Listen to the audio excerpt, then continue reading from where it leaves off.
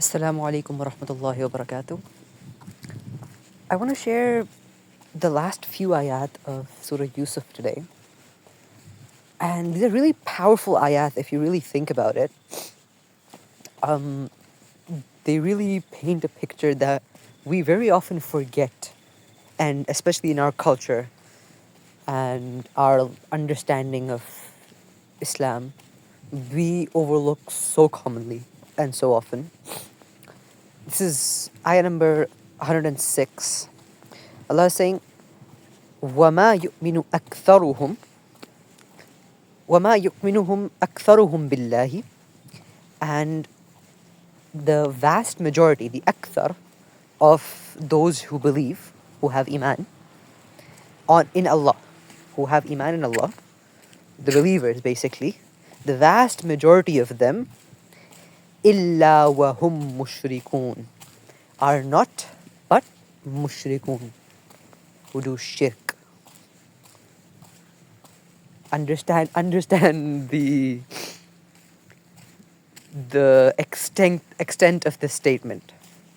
Allah is saying the vast majority of the believers, the wama yu'minu, everyone who has iman,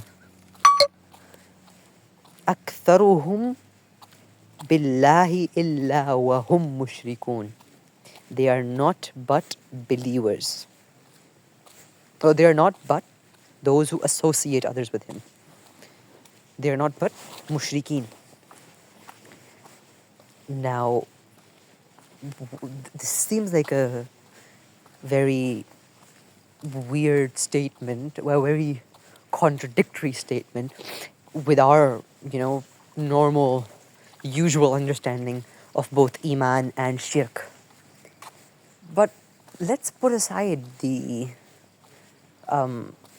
clear forms of shirk, right? Put aside idolatry, put aside Trinity, put aside that stuff. Let's look at what shirk truly means. Shirk means to associate anything or anyone with Allah. Shirk means to take any attribute of Allah and give it to a creation. Anything else, basically. And of course, you could, take the attribute of him being ma'bud, the one who should be worshipped. You could take that and give it to an idol, and that would be shirk, right? Or you could give that to Hazrat Isa alayhi salam, and that would be shirk, if you worship him or them, the idols. But there are 99 other names of Allah.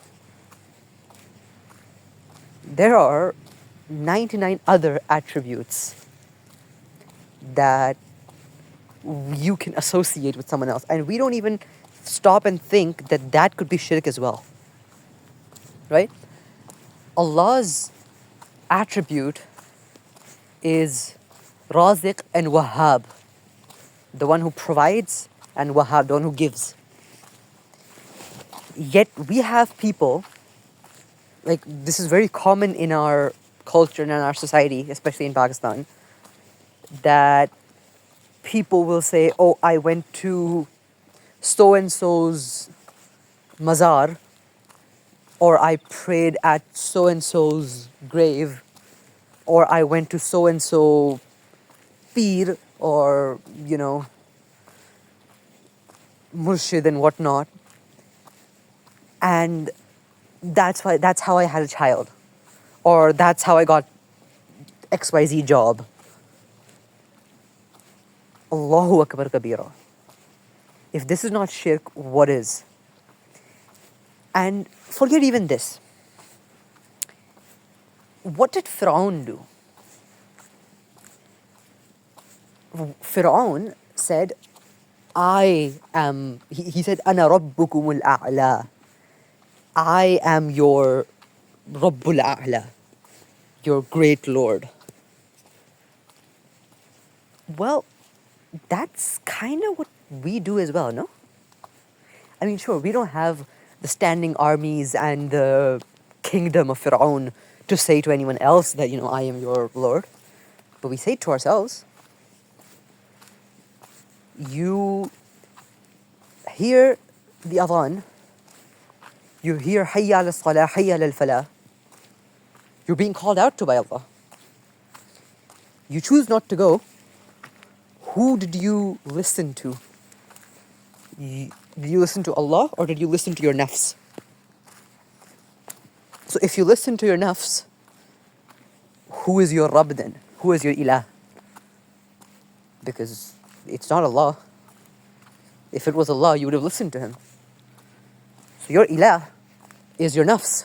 Your Rabb is your nafs. If you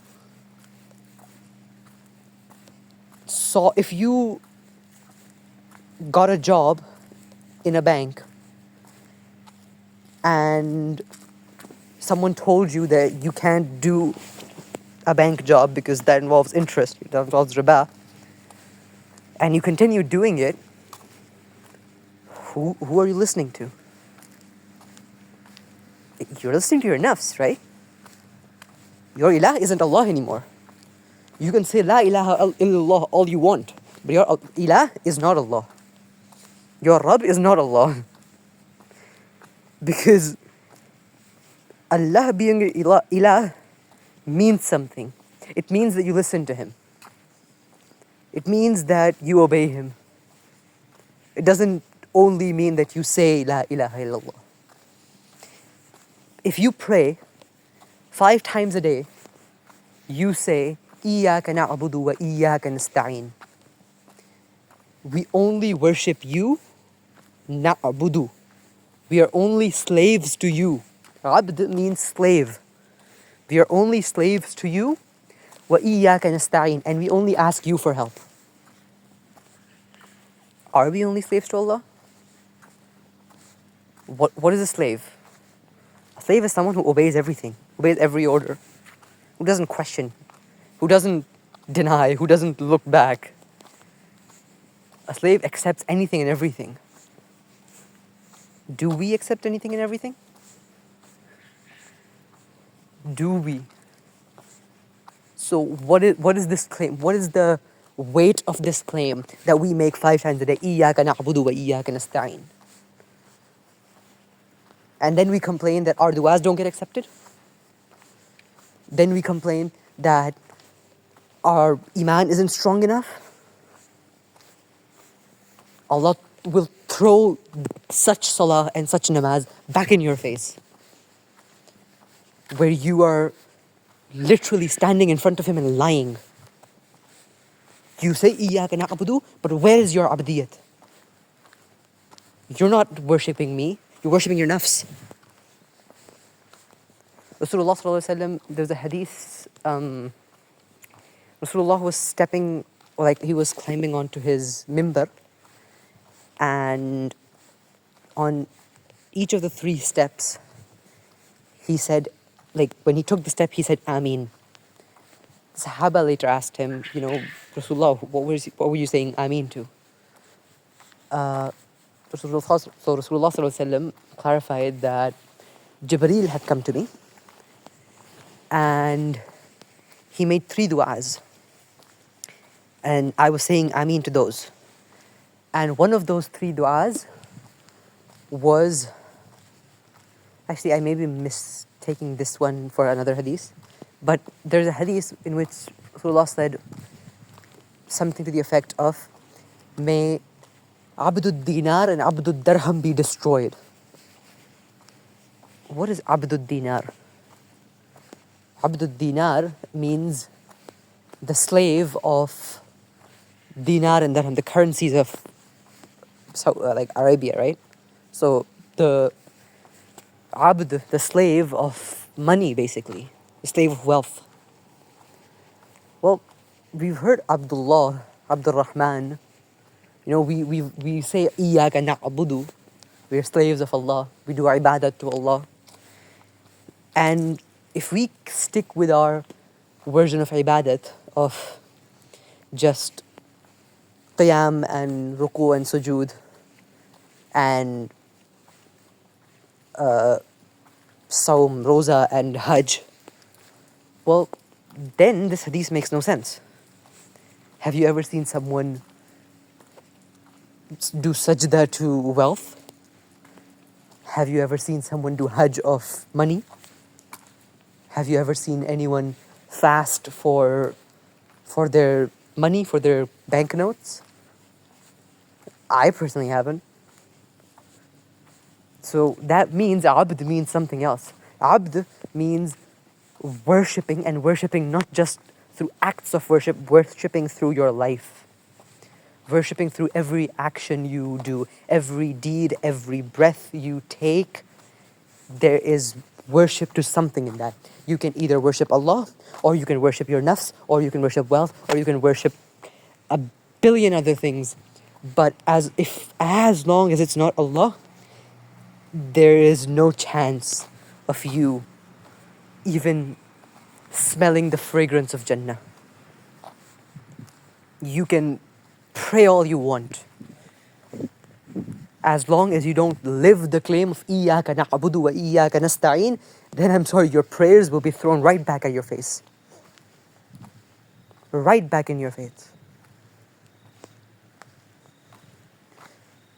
The Quran and Hadith will tell you repeatedly the benefits of prayer being, it stops you from immorality, it stops you from fuhush, from, indecency, it increases your iman, it stops you from bad deeds. Do our prayers stop us from all of that? Do our prayers increase our iman?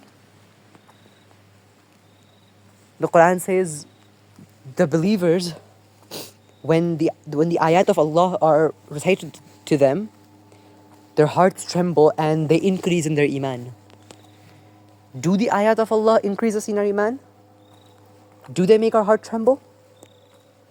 What's the purpose of them if there's only two ways this can go? Either the Quran is wrong, or we're not believers. And I don't think any of us should be in doubt about which of the two it is.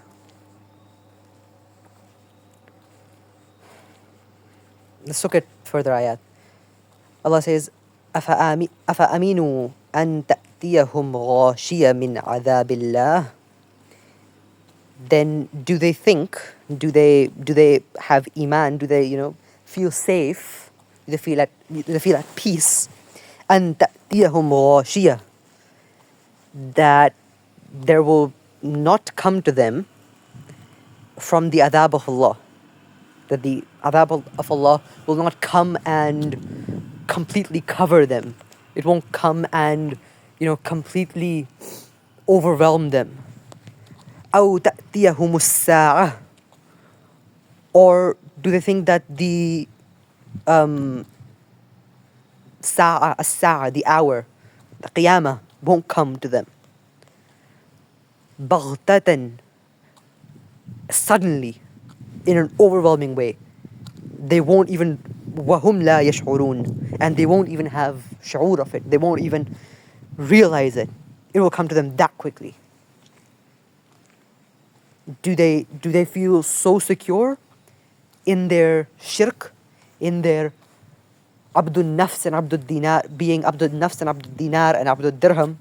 Do they feel so secure in this life of theirs that they think the adhab of Allah won't come to them? قُلْ هَذِهِ سَبِيلِي. Say, Rasulullah SAW is being told, is to say to us, هَذِهِ سَبِيلِي. This is my way, this is my sabil, this is my path. أَدْعُو إِلَى اللَّهِ. I invite to Allah, عَلَى بَصِيرَةٍ, with basirat, with insight, with clarity. أَنَا وَمِنَ اتَّبَعَنِي. I invite, أَنَا وَمَنِ اتَّبَعَنِي, and the ones who follow me, and my followers. This is clear cut, as clear as day. This is the Prophet's path, calling to Allah. Who does this? I do it. Rasulullah SAW is saying, I do it, and my followers do it. So either you do this, or you're not a follower of Rasulullah SAW. وَسُبْحَانَ اللَّهِ وَمَا أَنَا مِنَ الْمُشْرِكِينَ. Allah is exalted, Allah is pure, Allah is clear and completely free of whatever or everything that they say. أَنَا مِنَ الْمُشْرِكِينَ. And I am not of the mushrikeen. I am not one who associates others with Allah. وَمَا أَرْسَلْنَا مِن قَبْلِكَ إِلَّا رِجَالًا نُوحِي إِلَيْهِمْ. And we haven't sent min qablika before you illa rijalan nuhi, except from men who we sent wahi to, ilayhim min ahli al-qura, from the people of the cities, from the people of the civilizations. أَفَلَمْ يَسِيرُوا فِي الْأَرْضِ. And actually we can, this ayah is a long one. Wait, actually this is the ayah I wanted to discuss. حتى إذا استيأس الرسل. حتى إذا استيأس الرسل. Until the messengers despaired. They lost hope. وَظَنُّوا أَنَّهُمْ قَدْ كُذِبُوا. And why did they despair? Why did they lose hope? Because of all the denial they had been getting for the message of Allah. جَاءَهُمْ نَصْرُنَا فَنُجِّي. And then came to them, reached them, nasruna, help from us, help from Allah. فَنُجِّي مَن نَشَاءَ. And then we saved whoever we willed, whoever Allah willed. وَلَا يَرُدُّ بَأْسُنَا عَنِ الْقَوْمِ الْمُجْرِمِينَ. And what we have willed of the punishment, what we have already decided, and you cannot save from it. You cannot save the criminals from it. No one can save the criminals from it. So this perception, this delusion that we have created, that Rasulullah will save us on the Day of Judgment, sallallahu alaihi wasallam, no matter what we do, no matter the levels of shirk and hubb dunya and nifaq and the kidhb and fahashi, and with everything that we do, we will be saved and we will go to Jannah because we are the Ummah of Muhammad Rasulullah SAW. Allah is saying very clearly here, our punishment cannot be repelled from the people who are criminals. وَلَا يَرُدُّ بَأْسُنَا عَنِ الْقَوْمِ الْمُجْرِمِينَ. So if you act like the mujrimeen, if you talk like the mujrimeen, if you sit among the mujrimeen, then rest assured, your punishment will be with the mujrimeen, and no one will be able to save you from it. The Prophet will despair from you. The Prophet, remember Hazrat Musa alayhi salam? Remember his dua? فَافْرُقْ بَيْنَنَا وَبَيْنَ الْقَوْمِ الْفَاسِقِينَ. Fear a day. Fear the moment when Rasulullah sallallahu alaihi wasallam will stand in front of you, and fear the moment that he might just end up saying فَافْرُقْ بَيْنَنَا وَبَيْنَ الْقَوْمِ الْفَاسِقِينَ. Fear it. Because trust me, if that happens, then there's no saving us. There's no way out. None whatsoever.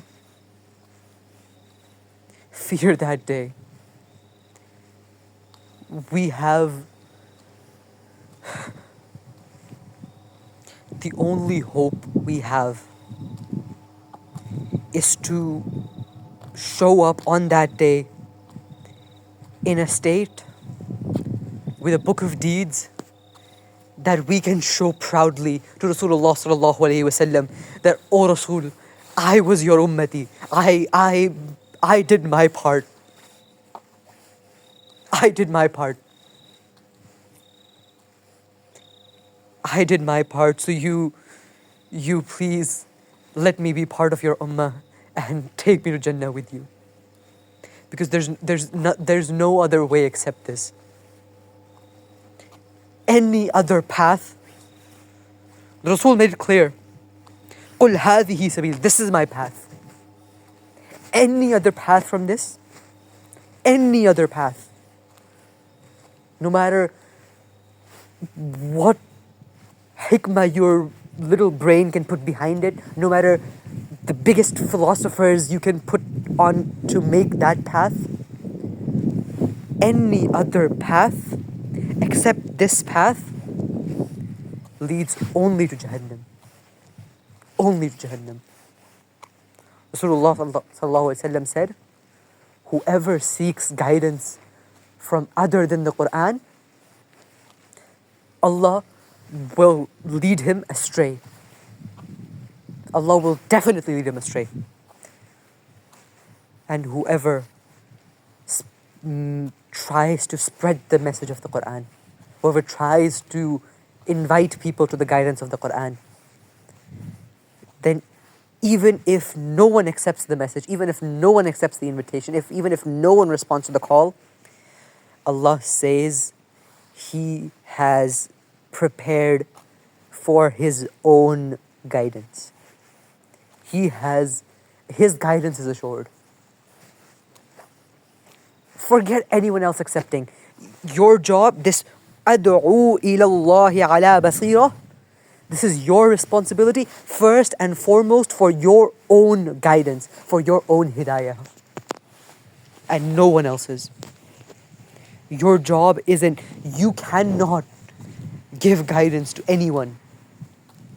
Forget you, the Rasulullah SAW could not give guidance to anyone.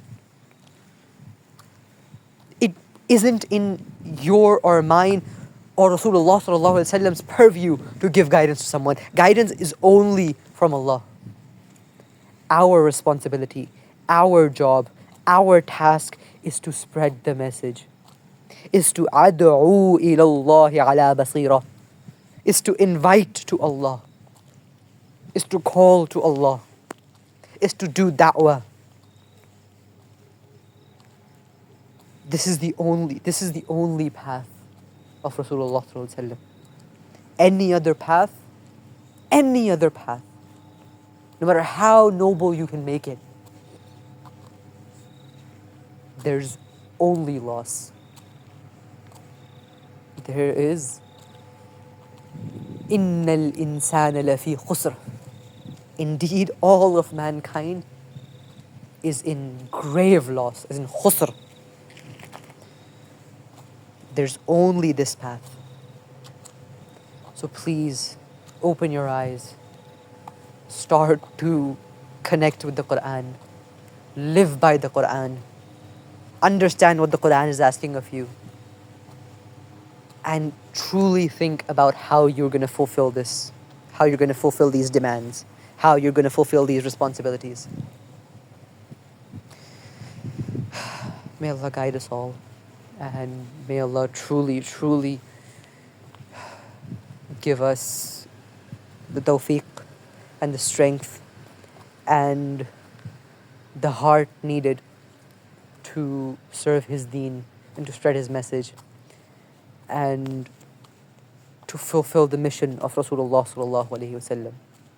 Barakallahu feekum. Assalamu alaikum wa rahmatullahi wa barakatuh.